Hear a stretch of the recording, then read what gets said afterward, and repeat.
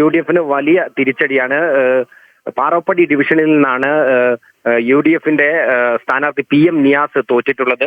PM niacin ലഭിച്ചിട്ടുള്ള വോട്ടെന്ന് പറയുന്നത് ഏകദേശം 467 വോട്ടാണ്. അദ്ദേഹം 3ാം സ്ഥാനത്ത് പോയി എന്നുള്ളതാണ്. KPCC ജനറൽ സെക്രട്ടറി കൂടെയാണ്. അതുകൊണ്ട് തന്നെ ഇത് UDF സംബന്ധിച്ച് വലിയ ക്ഷീണമാണ്. 570 വോട്ടുമായിട്ട് NDA സ്ഥാനാർത്ഥി ഹരീഷ് പൊറ്റങ്ങാടിയാണ് ഇവിടെ വിജയിച്ചിരിക്കുന്നത്.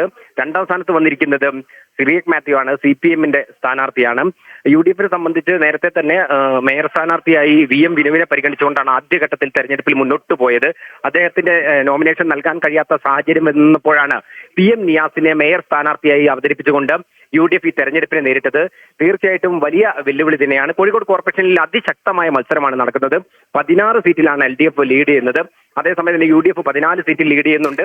എടുത്തു പറയേണ്ടുന്ന മറ്റൊരു കാര്യം എന്ന് പറയുന്നത് LDF കഴിഞ്ഞ തവണത്തെ മേയർ സ്ഥാനാർത്ഥിയായിരുന്ന മേയറായിരുന്ന ബീന ഫിലിപ്പ് മത്സരിച്ച വാർഡിൽ T റെനീഷ് എന്ന് പറയുന്ന BJPയുടെ ജില്ലാ ഉപാധ്യക്ഷൻ കൂടിയായിട്ടുള്ള സ്ഥാനാർത്ഥി വിജയിച്ചു എന്നതാണ്. ഇത് CPM സംബന്ധിച്ച് വലിയ തിരിച്ചടിയാണ്. CPM സംബന്ധിച്ച് വലിയ ക്ഷീണം നൽകുന്ന കാഴ്ച തന്നെയാണ്.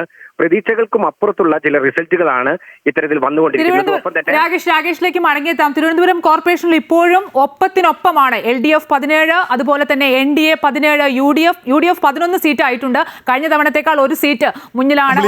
പരാജയ വാർത്ത കൂടി, പ്രധാനപ്പെട്ട ഒരു പരാജയ വാർത്ത. കട്ടപ്പനയിൽ മുൻ MLA EM ആഗസ്തി പരാജയപ്പെട്ടിരിക്കുന്ന UDF സ്ഥാനാർത്ഥി.